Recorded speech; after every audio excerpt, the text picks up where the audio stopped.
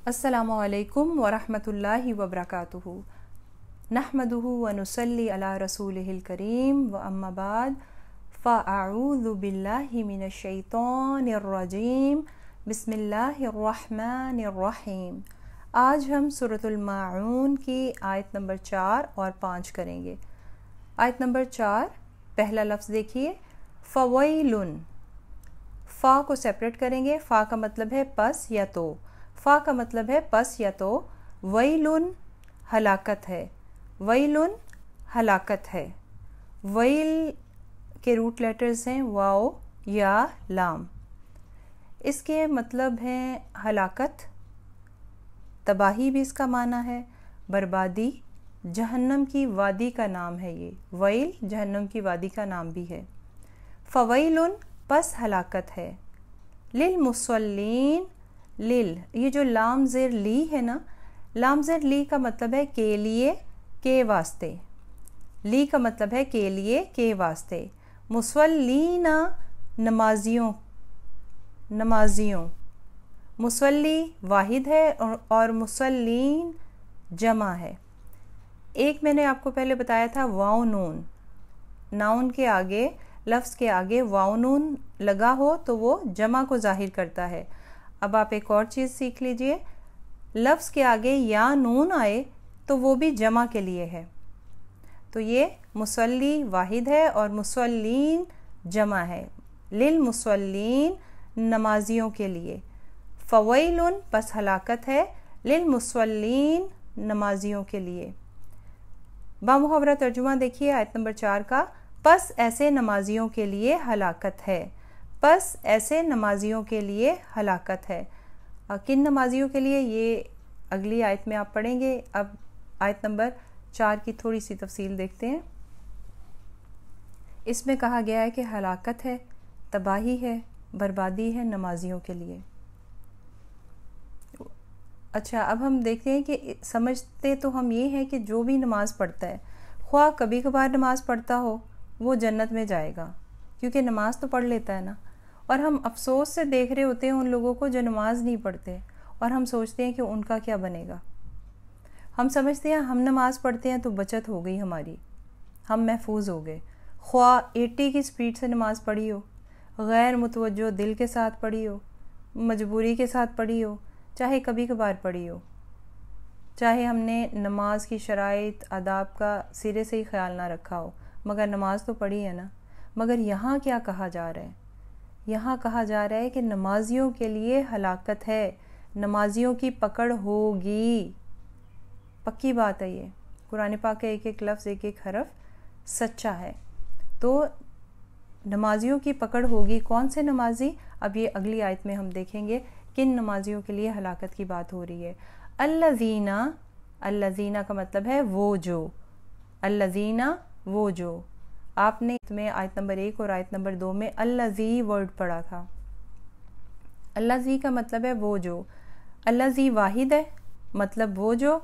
अल्लज़ीना उसकी जमा है और मतलब इसका भी वो जो। अल्लज़ी वाहिद, अल्लज़ीना जमा है, दोनों का मतलब वो जो है। अल्लज़ीना वो जो, हुम वो, इंग्लिश में दे कहते हैं, हुम वो। अन, अन के 2 मानी आते हैं पूरे कुरान पाक में। एक मतलब है से और एक है के बारे में, से के बारे में। सलातिहिम, इसको भी स्प्लिट करेंगे, सलाती नमाजों, हिम उनकी। जब हिम आ जाता है ना तो उसका मतलब है उनकी, उनको, उनके, ठीक है। अन से सलातिहिम, उनकी नमाजों से। जब हम इसका पूरे का तर्जुमा करेंगे अन सलातिहिम, तो हम उनकी नमाजों से नहीं कहेंगे, क्योंकि उर्दू में हम इस तरह से नहीं जुमला बोल रहे होते कि वो उनकी नमाजों से बेखबर हैं। हम जुमले की सेंस बनाते हैं कि वो अपनी नमाजों से बेखबर हैं। तो लफ्ज़ी तर्जुमे में जो लफ्ज़ का मतलब है वही आपने याद करना है, लेकिन बामुहावरे में चूँकि हम उर्दू में तर्जुमा कर रहे हैं तो प्रॉपर उसकी सेंस बनानी है। तो जैसे अल्फाज हम उर्दू में जुमले में समझने के लिए यूज़ करते हैं, हम वैसे यूज़ करेंगे, ठीक है। लफ्ज़ी तर्जुमे में वही आप याद करें। हिम का मतलब उन, उनको, उनका, उनके। तो सलातिहिम अपनी नमाजों से। साहून ساہون غافل ہیں. ساہون کے روٹ لیٹرز ہیں سین، ہا، واؤ. مطلب ہے اس کے غافل ہونا، بھولنا، بے خبر ہونا. الذین وہ جو، ہم وہ، عن صلاتہم اپنی نمازوں سے، ساہون غافل ہیں. بامحاورہ ترجمہ اس آیت کا، وہ جو اپنی نمازوں سے غافل رہتے ہیں. اب یہاں پر جو ہے اس صورت میں یہ جو یہاں سے آیات سٹارٹ ہو رہی ہیں، یہ 4 آخری آیات جو ہیں یہ علیحدہ سے اتری ہیں فویل للمصلین سے لے کر، اور یہ منافقین کے بارے میں ہیں جو کہ بظاہر تو مصلحتاً مسلمان ہو گئے تھے مگر دل سے مسلمان نہیں ہوئے تھے. دل ان کے کافروں کے ساتھ ہی تھے اور وہ مجبوری سے خود کو مسلمان شو کرنے کے لیے نماز روزہ رکھتے تھے. اب ہم یہ نہیں کہہ سکتے کہ بس یہ آیات اس وقت حالات کے لیے اور ان لوگوں کے لیے تھی، بلکہ قرآن کا یہ پیغام قیامت تک کے آخری انسان کے لیے ہے. قرآن کے بعد کوئی اور کتاب، کوئی الہامی کتاب نہیں آنے والی، تو یہ پیغام قیامت تک کے آخری انسان کے لیے، خاص طور پر سارے مسلمانوں کے لیے، اور پھر اسپیشلی نمازیوں کے لیے یہ آیات ہیں. تو یہاں پر 2 کیٹیگریز نمازیوں کی بتائی گئی جن پر ہلاکت ہے.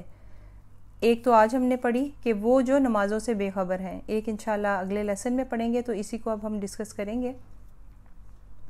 تو اب دیکھتے ہیں کہ ایسی کیا بے خبری ہے نمازیوں کی جس کی وجہ سے ان پر ہلاکت کی آیت اتری. نماز سے بے خبر ہیں مطلب وہ بے پرواہ ہیں نماز سے، ان کی زندگی میں نماز اہم ہے ہی نہیں. جیسے کچھ لوگ ہوتے ہیں کہ جمعے کے جمعے ہی نماز پڑھتے ہیں، جمعے کی نماز پڑھنا ہی فرض سمجھتے ہیں. کچھ عید کے عید ہی نماز پڑھیں گے، جیسے صرف یہی نمازیں ان پہ فرض ہیں. اگر ٹائم مل گیا دنیاوی کاموں سے تو پڑھ لی، ورنہ کوئی بات نہیں، کوئی غم ہی نہیں ہے کہ نماز فوت ہو گئی ہے. اور وہ کہتے ہیں آگے سے کہ اللہ کو کوئی بھی نیکی پسند آ گئی تو ہم معاف کر دیے جائیں گے.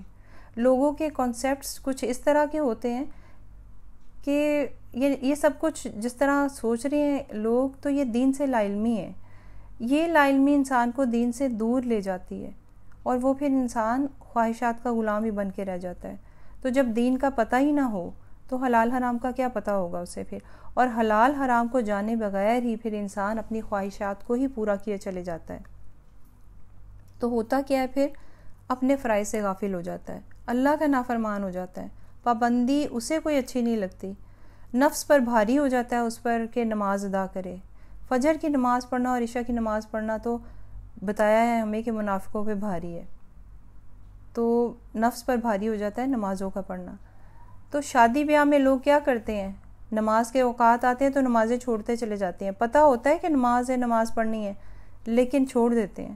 شاپنگ کرنے گئے، نماز اذان ہو رہی ہے، بس لگے ہوئے ہیں شاپنگ کرنے، نماز چھوڑتے چلے جا رہے ہیں.